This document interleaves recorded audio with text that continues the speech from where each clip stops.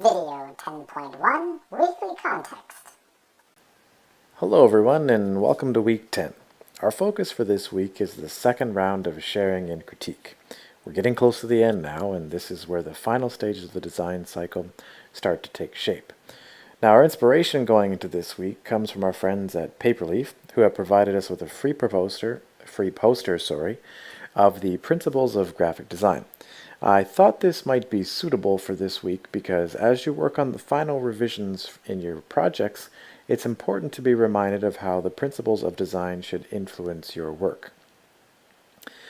By this phase of the design cycle, you've gone through several iterations of the entire process. You've planned out your project, you've curated resources, you've created assets, you've composed assets, and you've shared your work and received critique on several different occasions. As we move forward, the focus is on tweaking your designs in order to ensure that the final product is aligned with your own design goals that you established in your plan of action. As you wrap up your work, there are a few questions that we want to take into consideration, and I'm hoping that these will help guide you in your work in the next stage.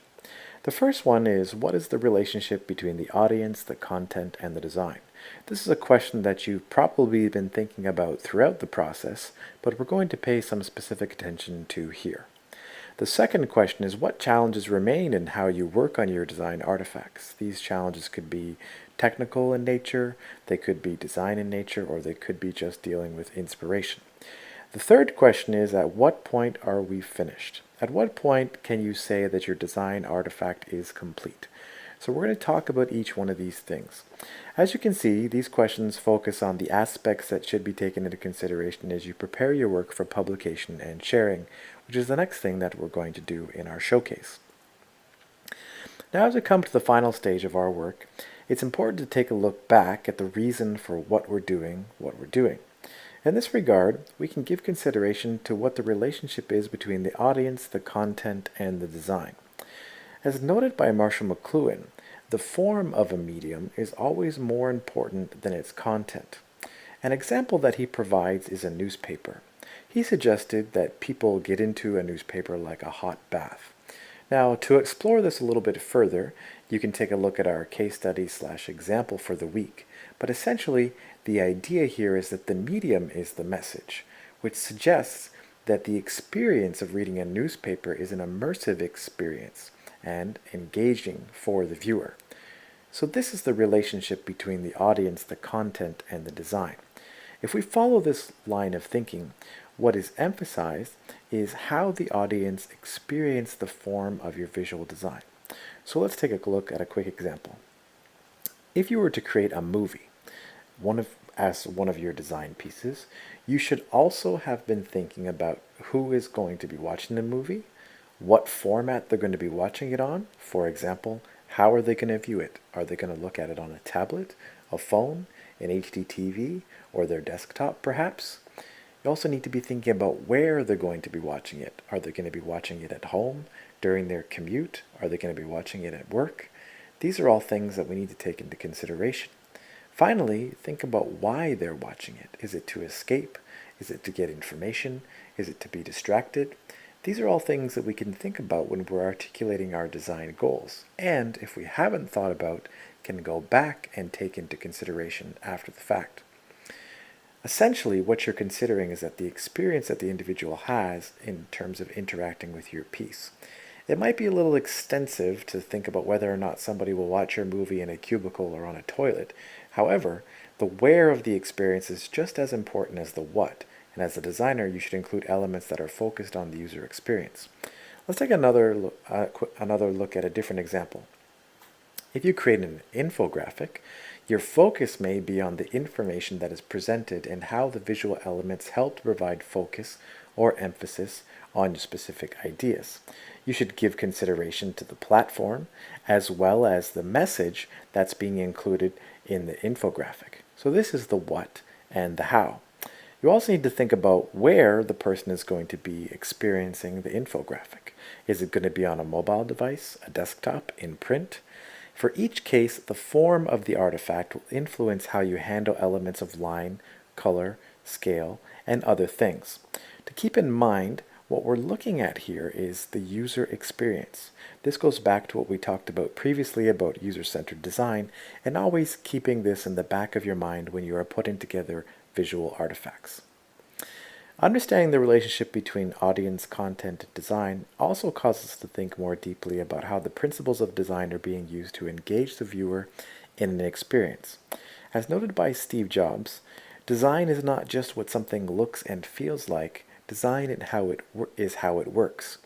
In the case of visual design, this brings focus to how the design works to achieve the established goals and engage the viewer in the experience. What ends up happening is when visual design just works, it does so in a way that is somewhat indescribable. People often say when they're looking at things that are visually appearing, like this painting of Starry Night, they say that it's beautiful, but they're not necessarily sure why. And we're going to flip through a couple of images here as I speak, and I just want you to observe them and see if you can think about the design elements that are being used to make these things visually appealing. Now, whenever you're creating a design artifact, you're essentially creating a visual experience. So your goals need to be established by your initial plan of action. It's at this stage that the design becomes magical or intangible for the audience. However, make no mistake, the experience itself has been carefully constructed using elements and principles of design. This last image here is from Picasso, and essentially one of the principles that Picasso started to embrace is the challenge of representing three-dimensional objects in two-dimensional spaces. This is one of the reasons why his objects or faces always had different shapes, so the nose might be facing off to the left while the eyes are facing forward. He was trying to visually represent the three-dimensional nature of a person's face in a two-dimensional medium. But the experience of looking at a Picasso painting or picture is really what makes it magical. Now, understanding the relationship between content, audience, and form may lead you to explore the challenges that remain in your work and your design artifacts. So, in the final stages of this iteration, it can be difficult to identify what the next steps are for improving. You've already gone through some revisions, you've gotten some more feedback, and so now you might be thinking about, okay, what can I do next? So, you're going to look for a few things here. The first thing is, do you have inspiration? Inspiration is a key component of visual design. It's important to look, seek, explore, look at what other designers are doing. What ideas have they been using? A quick Google search is always a good way to figure out if you can identify some pieces that can inspire you, and look at some different ways that the design principles are being used by other designers. You may also find that you need some technological knowledge. Perhaps you were trying to do something with a specific application and you're not really sure how to do it. In these cases, I find spending some time on YouTube is a good way to find a solution. I'm not talking about watching videos about sharks, which I actually do spend a lot of time doing, but I'm talking about looking at tutorials, how-to videos. For example, how do you use typography to make a portrait, which is the video that's being shown here. The other thing that you might be looking for is design knowledge. So you might have found that as you moved along in your process, you got lost, and maybe you lacked a specific connection to the design principles. So in this case, we need to go back to the design principles and to see whether or not our artifact is actually embracing those principles. If it is, then you can keep moving forward. But if it's not, these are areas where you can start to improve. Now, checking to see whether or not your design violates a design principle is always a good start if you end up getting stuck and are not sure what to revise next. Now, even though you go through the process of being inspired, revising, getting critique, then being inspired again, then revising again, then getting more critique, the challenge is, when are you done? And so this is the question of, at what point is a design artifact complete? Now, establishing at what point a design artifact is complete can be challenging, particularly when the more you work on something, the more you see revisions that need to be made. However, at this point, the role of critique and the goal of the designs come together to provide an objective viewpoint on whether or not the design is complete. Let's look at this in a very simple way.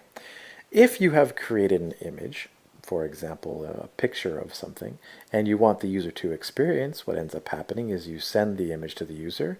If they say they understand it, and this meets your design goals, then the design process is complete. However, if the viewer is missing the point when you send them the design, then there might be some revisions that you still need to make.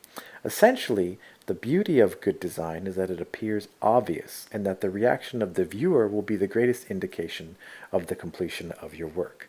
So how do you know when a design artifact is complete? Well, when the viewer that you show it to gives you the feedback that you were looking for.